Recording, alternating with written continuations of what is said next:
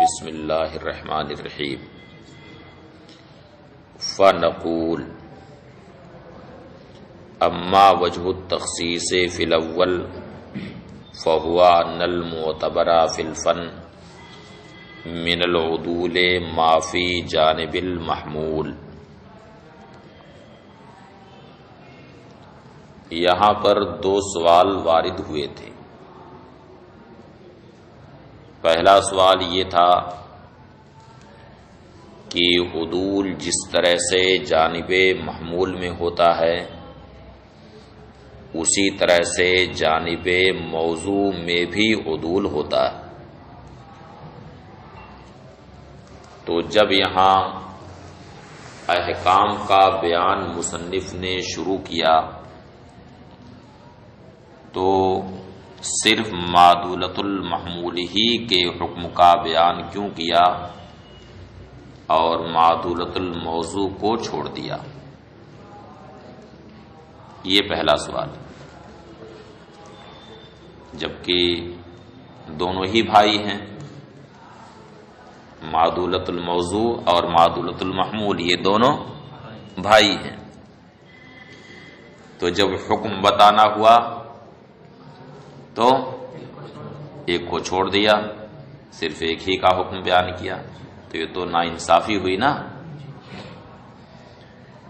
جب دونوں بھائی ہیں، بلکہ تین بھائی ہیں، معدولۃ الموضوع، معدولۃ المحمول، معدولۃ الطرفین، یہ تینوں بھائی ہیں، تو تینوں کے احکام بتانا چاہیے۔ لیکن جب احکام کا بیان شروع کیا تو دو کو چھوڑ دیا، ایک ہی کو لیا، یہ تو ناانصافی ہوئی نا ناانصافی۔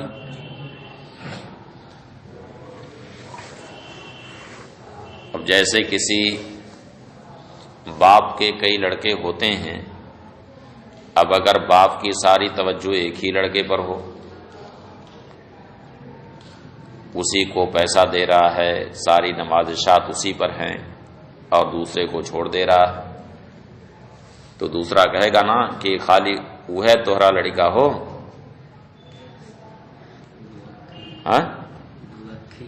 ہاں خالی وہ ہے توہرا لڑکا ہو، ہم نائی ہیں، کہے گا کہ نہیں؟ تو یہ ہے پہلا سوال۔ دوسرا سوال یہ ہے کہ محصلات اور معدولات محمولات کثیر، مثلا محصلات موجبہ، محصلات سالبہ، اسی طرح سے معدولۃ المحمولات موجبہ، معدولۃ المحمول سالبہ کثیر ہے۔ تو کیا وجہ ہے کہ فرق صرف دو ہی کے درمیان بیان کیا، سالبہ وسیطہ اور موجبہ معدولۃ المحمول، باقی کو چھوڑ دیا؟ ان دونوں سوالوں کا جواب فنقول سے دیتے ہیں۔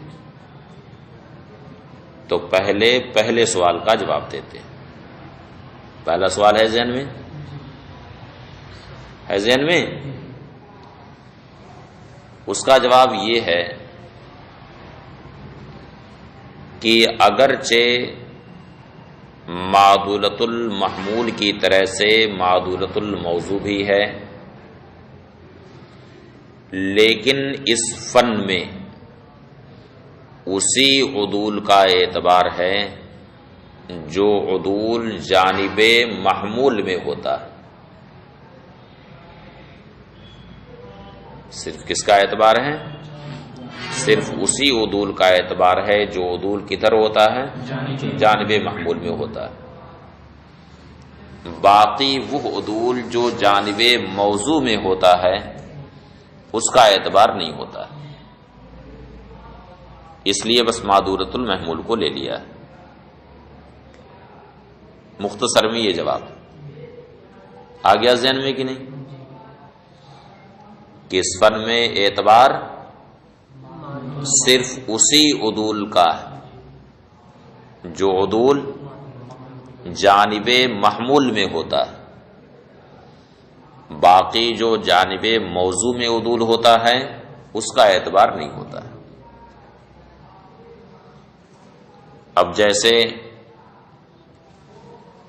کسی باپ کے 2 لڑکے ہیں، ان میں سے ایک کو والد نے بھیج دیا مبارک پور تعلیم حاصل کرنے کے لیے، اب دوسرا لڑکا ہے اس کو کہیں اور بھیج دیا پڑھنے کے لیے، دلی بھیج دیا پڑھنے کے لیے۔ اب وہ دوسرا کہہ رہا ہے کہ آپ نے صرف اس کو کیوں بھیجا مبارک پور، مجھے کیوں نہیں بھیجا؟ تو کچھ وجہ ترجیح بتانی ہوگی نا، کہ یہاں پر اعتبار دینی تعلیم کا ہے، عصری تعلیم کا اعتبار نہیں ہے، تو دینی تعلیم کے لحاظ سے اس کو وہاں پر بھیج دیا۔ تو ایسے ہی اس فن میں اعتبار اسی عدول کا ہے جو کدھر ہوتا ہے؟ جانب محمول میں ہوتا ہے، باقی جانب موضوع میں جو عدول ہوتا ہے اس کا کوئی اعتبار نہیں۔ مجھے اس کی یہ ہے کہ احکام میں جو اثر پڑتا ہے وہ محمول ہی کے لحاظ سے پڑتا ہے۔ مثلا موضوع کے لیے اگر محمول کے ثبوت کا حکم لگایا گیا تو وہ حکم ایجابی ہے، اور محمول کا اگر سلب کر دیا گیا ہے موضوع سے تو حکم سلبی ہے۔ تو امور وجودیہ کا حکم لگایا جائے تو امور عدمیہ کے خلاف ہے، امور عدمیہ کا حکم لگایا جائے تو امور وجودیہ کے خلاف ہے نا؟ ذہن قبول کر رہا ہے؟ کسی امر وجودی کا حکم لگایا جائے تو امر عدمی کے حکم کے خلاف ہے، امر عدمی کا حکم لگایا جائے تو امر وجودی کے حکم کے خلاف ہے۔ تو یہ جو احکام میں فرق پڑ رہا ہے یہ اسی محمول کی وجہ سے ہو رہا ہے۔ باقی ذات موضوع کی آپ تعبیر چاہے وجودی لفظ سے کیجئے کہ عدمی لفظ سے کیجئے، اس سے حکم میں کوئی اثر نہیں پڑے گا، اس سے حکم میں کوئی اثر نہیں پڑے گا۔ موضوع کی تعبیر کسی بھی لفظ سے کیجئے اس سے اثر نہیں پڑتا۔ مثلا شراب حرام ہے، اب اس کو آپ شراب کہو، بیئر کہو، دارو کہو، کچھ بھی نام اس کو دے دو، حکم میں کوئی اثر نہیں پڑے گا۔ پڑے گا کوئی اثر؟ نام بدلنے سے کوئی اثر نہیں پڑے گا۔ تو موضوع کی تعبیر کسی بھی لفظ سے آپ کیجیے، چاہے وجودی لفظ سے کیجیے یا حرف سلب کو اس کا جز بنا دیجیے، اس سے حکم میں کوئی اثر نہیں پڑے گا، کوئی فرق نہیں پڑے گا۔ اس وجہ سے یہاں پر صرف اسی عدول کو لیا گیا جو جانب محمول میں ہوتا ہے، یعنی معدولۃ المحمول ہی کو لیا گیا ہے، معدولۃ الموضوع کو چھوڑ دیا گیا۔ سمجھ میں آیا؟ ذہن نے قبول کیا؟ قبول کیا؟ دل شاد ہوا کہ نہیں ہوا ابھی، کہ ناشاد ہے ابھی؟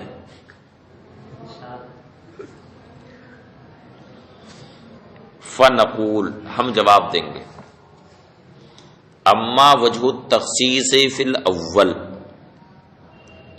رہا پہلے میں وجہ تخصیص تو وہ یہ ہے کہ فن میں اسی عدول کا اعتبار ہے جو عدول جانب محمول میں ہوتا ہے، وذالک لأنک قد حققت، اور اس وجہ سے کہ آپ یہ تحقیق کر چکے ہیں کہ انا مناط الحکم ذات الموضوع و وصف المحمول، حکم کا دار و مدار دو ہی ہے، ذات موضوع اور وصف محمول۔ ولا خفا فی ان الحکم علی الشیء بالامور الوجودیۃ یخالف الحکم علیہ بالامور العدمیہ، اور اس میں پوشیدگی نہیں کہ کسی شے پر امور وجودیہ کا حکم یہ اس پر امور عدمیہ کے حکم کے خلاف،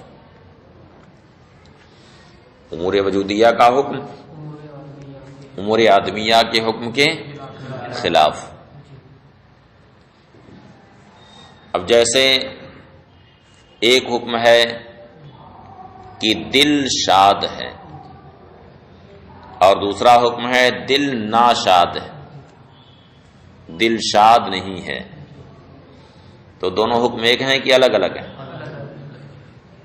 پہلے میں امر وجودی کا حکم ہے اور دوسرے میں امر عدمی کا حکم ہے۔ دل شاد ہے یہ وجودی ہے، یہ مثبت ہے، یہ پازیٹیو ہے، اور دل ناشاد ہے، شاد نہیں ہے، یہ کیا ہے؟ منفی ہے، یہ نگیٹو ہے۔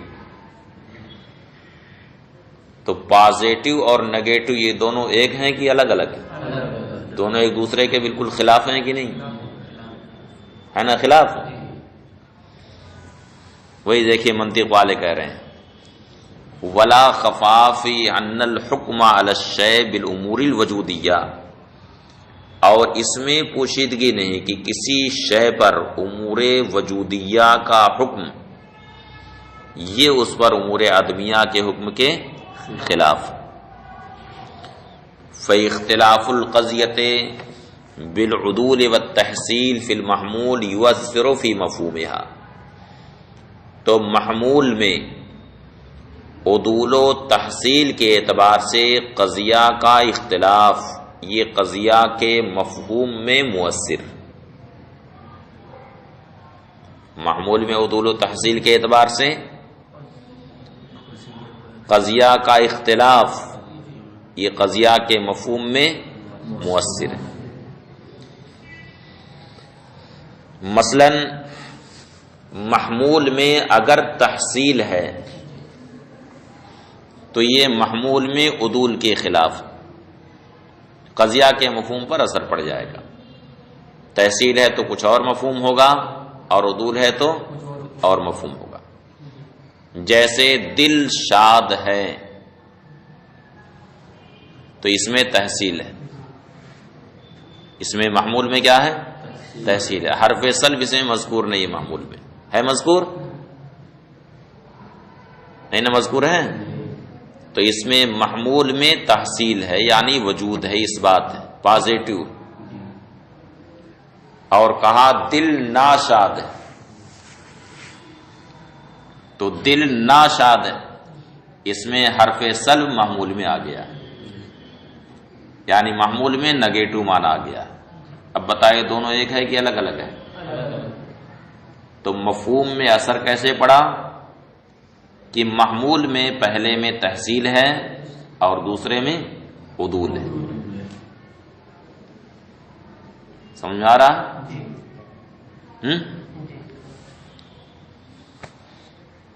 فاختلاف القضیۃ بالعدول والتحصیل فی المحمول، تو محمول میں عدول و تحصیل کے اعتبار سے قضیہ کا اختلاف یہ قضیہ کے مفہوم میں مؤثر ہے۔ بخلاف العدول والتحصیل فی وصف الموضوع، برخلاف وصف موضوع میں عدول اور تحصیل کے فإنه لا يؤثر فی مفہوم القضیہ، اس سے قضیہ کے مفہوم میں کوئی اثر نہیں پڑے گا، اس سے قضیہ کے مفہوم میں کوئی اثر نہیں پڑے گا۔ لأن العدول والتحصیل انما يكون فی مفہوم الموضوع، اس لیے کہ عدول و تحصیل زیادہ سے زیادہ موضوع کے مفہوم میں ہوگا۔ عدول و تحصیل زیادہ سے زیادہ کہاں ہوگا؟ موضوع کے مفہوم میں، اور موضوع کا مفہوم یہ خود محکوم علیہ نہیں ہوتا بلکہ محکوم علیہ تو اس کی ذات ہوتی، حکم ذات پر لگتا ہے، مفہوم پر حکم نہیں لگتا ہے۔ وہ غیر المحکوم علیہ، اور موضوع کا مفہوم یہ محکوم علیہ نہیں ہوتا ہے بلکہ اس کا غیر ہوتا ہے۔ لأن المحکوم علیہ عبارۃ عن ذات الموضوع، اس لیے کہ محکوم علیہ ذات موضوع سے عبارت ہے۔ محکوم علیہ کون ہوتا ہے؟ موضوع کی ذات۔ والحکم علی الشیء، لا یختلف باختلاف العبارات عنہ، اور کسی شے پر حکم اس کی تعبیر کے مختلف ہونے سے مختلف نہیں ہوتا، تعبیر بدلنے سے حکم نہیں بدلتا، تعبیر بدلنے سے حکم نہیں بدلتا ہے، بلکہ جو حکم لگ گیا ہے کسی ذات پر حکم وہی رہے گا، اس ذات کی تعبیر آپ کچھ بھی کیجیے، کوئی بھی نام اس کو دیجیے، حکم نہیں بدلے گا۔ اب مثلا سفید بال کو کالا کرنا حرام ہے، سفید بال کو کالا کرنا حرام ہے، یعنی کالا خضاب لگانا حرام ہے۔ اب حکم لگ گیا حرام ہونے کا، اب اس کی تعبیر آپ کچھ بھی کیجیے، خضاب نام دو، یا یہ کہو کہ حضرت یہ خضاب نہیں بلکہ یہ تو کالی مہندی ہے، یہ خضاب نہیں یہ مہندی ہے، کالی مہندی، اس سے حکم میں کوئی اثر نہیں پڑے گا، تعبیر بدلنے سے حکم نہیں بدلے گا، اس لیے کہ حکم تعبیر پر نہیں لگا ہے، حکم ذات پر لگا ہے۔ اب اس ذات کے لیے آپ کوئی بھی عبارت لے آئیے، عبارتوں کے بدلنے سے حکم نہیں بدلے گا۔ کیا خیال ہے؟ دیکھیے منطق کا قاعدہ سمجھ میں آ رہا ہے کہ نہیں آ رہا؟ آ رہا ہے نا؟ اور یہ حدیث شریف میں بھی آیا کہ میری امت میں کچھ ایسے لوگ ہوں گے جو شراب پئیں گے لیکن نام شراب کا نہیں دیں گے، کوئی اور نام اس کو دے دیں گے۔ تو ایسا نہیں ہے کہ نام بدلنے سے حکم بدل جائے گا، اس لیے کہ حکم شراب پر لگا ہے، اب اس کو آپ شراب کہو، بیئر کہو، کچھ بھی کہو، وہ حرام ہے تو حرام ہے۔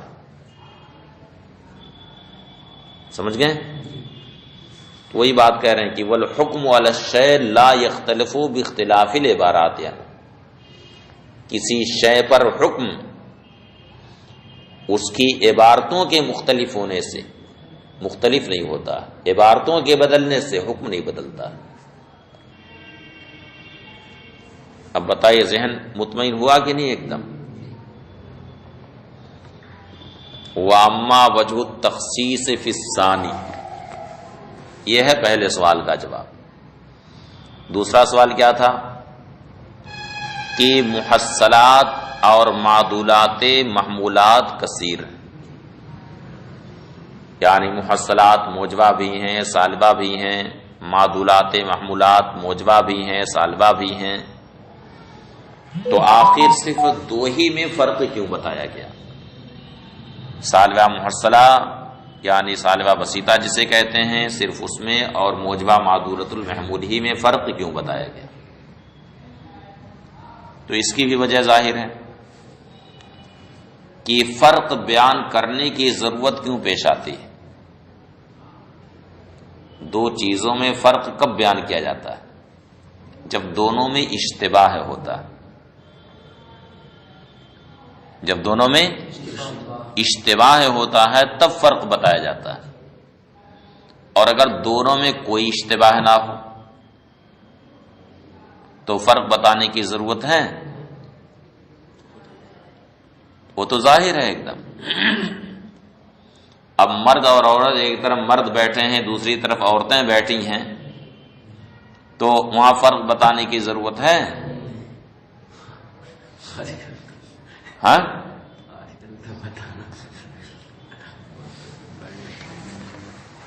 ہے ضرورت بتانے کی؟ یہ زمین ہے وہ آسمان ہے، تو فرق بتانے کی ضرورت ہے؟ کوئی اشتباہ ہے دونوں میں؟ فرق بتانے کی ضرورت کب پڑتی ہے؟ جب اشتباہ ہوتا ہے دو چیز۔ تو جواب کا خلاصہ یہ ہے کہ اشتباہ صرف انہی دونوں قضیہ میں ہے، سالبہ محصلہ میں، سالبہ بسیطہ میں، اور موجبہ معدولۃ المحمول میں۔ کیوں؟ اس لیے کہ موجبہ معدولۃ المحمول میں بھی حرف سلب جانب محمول میں ہوتا ہے، اور سالبہ بسیطہ میں بھی حرف سلب ایک ہی ہوتا ہے، وہ بھی جانب محمول میں ہوتا ہے، تو انہی دونوں میں اشتباہ ہے۔ باقی میں اشتباہ نہیں. تو جہاں اشتباہ تھا بس وہیں پر فرق بیان کیا ہے، اور جہاں کھلا ہوا فرق ہے، فرق واضح ہے، وہاں فرق بیان کرنے کی ضرورت نہیں ہے. آ گیا سمجھ میں جواب؟ واما وجہ التخصیص فی الثانی، اور رہی دوسرے میں وجہ تخصیص، فلأن اعتبار العدول والتحصیل فی المحمول یرجع القسمہ، یرجع نہیں ہوگا، یربع ہوگا، اس لیے کہ عدول اور تحصیل کا اعتبار جانب محمول میں یہ تقسیم کی طرف راجع ہے، یا یہ 4 قسموں میں کر دیتا ہے. لأن حرف السلب ان کانا جزءا من المحمول فالقضیۃ معدولہ، اس لیے کہ حرف سلب اگر محمول کا جز ہے تو قضیہ معدولہ ہے، وإلا فمحصلہ، ورنہ وہ محصلہ ہے. کیف ما کان الموضوع، جیسا بھی موضوع جیسا بھی ہو. وأیم ما کان، اور جو بھی ہو، یعنی قضیہ معدولہ ہو یا محصلہ ہو، فہی اما موجبۃ او سالبۃ، یا تو موجبہ ہوگا یا سالبہ ہوگا. فہا ہونا 4 قضایا، تو یہاں 4 قضیہ ہوئے، محصلہ موجبہ، محصلہ سالبہ، معدولہ موجبہ، معدولۃ المحمول موجبہ، معدولۃ المحمول سالبہ، یہ 4 قسمیں ہو گئی. فہا ہونا 4 قضایا، تو یہاں پہ 4 قضایا موجبہ محصلہ، جیسے کہ ہمارا قول زید کاتب، یہ موجبہ محصلہ. دوسری قسم سالبہ محصلہ، جیسے کہ ہمارا قول زید لیس بکاتب، اور موجبہ معدولہ، جیسے کہ ہمارا قول زید لا کاتب، اور سالبہ معدولہ، جیسے کہ ہمارا قول زید لیس بلا کاتب، زید لیس بلا کاتب. ولا التباسا، موجبہ معدولہ جیسے زید لا کاتب، یہ موجبہ معدولہ، اور سالبہ معدولہ زید لیس بلا کاتب، زید لا کاتب نہیں. ولا التباسا بین القضیتین من هذه القضایا الا بین السالبۃ المحصلہ والموجبۃ المعدولۃ المحمول، اور ان قضایا میں سے 2 قضیوں کے درمیان التباس نہیں، اشتباہ نہیں ہے، سوائے کس کے سالبہ محصلہ اور موجبہ معدولۃ المحمول کے، بس انہی دونوں میں التباس. اب باقی میں التباس کیوں نہیں ہے؟ تو وجہ ظاہر ہے، جیسے موجبہ محصلہ اور سالبہ محصلہ، زید کاتب موجبہ محصلہ ہے، زید لیس بکاتب سالبہ محصلہ، ان دونوں میں ہے کوئی التباس؟ کوئی بھی اول نظر میں دیکھے گا، ایک طرف لکھے گا زید کاتب اور دوسری طرف لکھے گا زید لیس بکاتب، اس کے بعد کہے گا کہ ان دونوں تصویروں کو دیکھیے اور 10 سیکنڈ کے اندر بتائیے کہ ان دونوں میں کیا فرق ہے. تو جو قطبی کا نام بھی نہیں سنا ہوگا وہ نقشہ دیکھے گا تو یہ کہے گا کہ یہ اس میں زیادہ ہے، اتنا لیسا اس میں زیادہ ہے، لیسا اور بے اتنا زیادہ ہے. کیا خیال ہے؟ بتائے گا یا نہیں بتائے گا؟ ہاں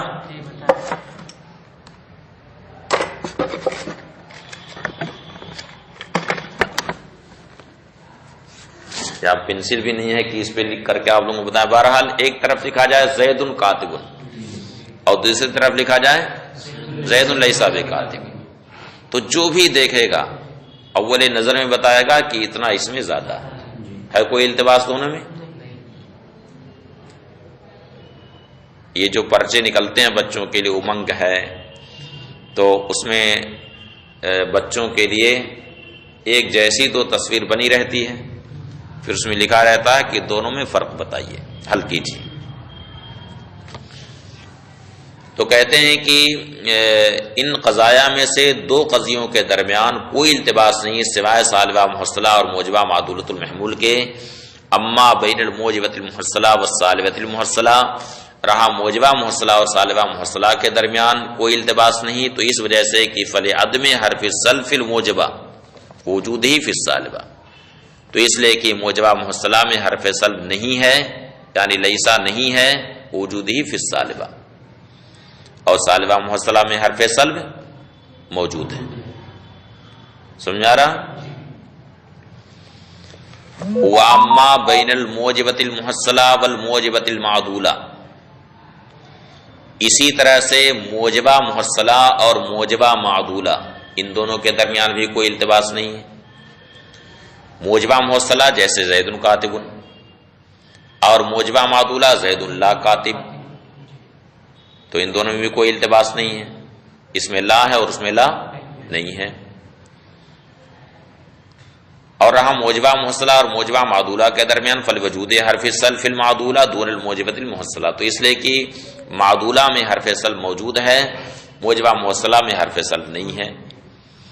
واما بین الموجبۃ المحصلہ والسالبۃ المعدولہ، اور رہا موجبہ محصلہ اور سالبہ معدولہ کے درمیان فالوجود حرف سلف السالبۃ المعدولہ، تو اس لیے کہ سالبہ معدولہ میں دو حرف سلب ہیں، برخلاف موجبہ محصلہ کے اس میں کوئی حرف سلب نہیں. واما بین السالبۃ المحصلہ والسالبۃ المعدولہ، اور رہا سالبہ محصلہ اور سالبہ معدولہ کے درمیان فلوجود حرف سلف السالبۃ المعدولہ، تو اس لیے کہ سالبہ معدولہ میں دو حرف سلب ہیں، وہ حرف واحد فی السالبۃ المحصلہ، جبکہ سالبہ محصلہ میں ایک حرف سلب ہے. واما بین الموجبۃ المعدولہ والسالبۃ المعدولہ، اور رہا موجبہ معدولہ اور سالبہ معدولہ کے درمیان، تو اس میں بھی کوئی التباس نہیں. فالوجود حرف واحد فی الاجاب، تو اس لیے کہ موجبہ معدولہ میں حرف سلب ایک ہی ہے، وہ حرفین فی السلب، جبکہ سالبہ معدولہ میں دو حرف سلب ہیں. واما السالبۃ المحصلہ والموجبۃ المعدولۃ المحمول فبینہما التباس، رہا سالبہ محصلہ اور موجبہ معدولۃ المحمول، تو ان دونوں کے درمیان التباس، اس لیے کہ دونوں میں حرف سلب ایک ایک. سمجھ گئے؟ اس لیے ان دونوں کے درمیان فرق بیان کرنے کی ضرورت پیش آئی.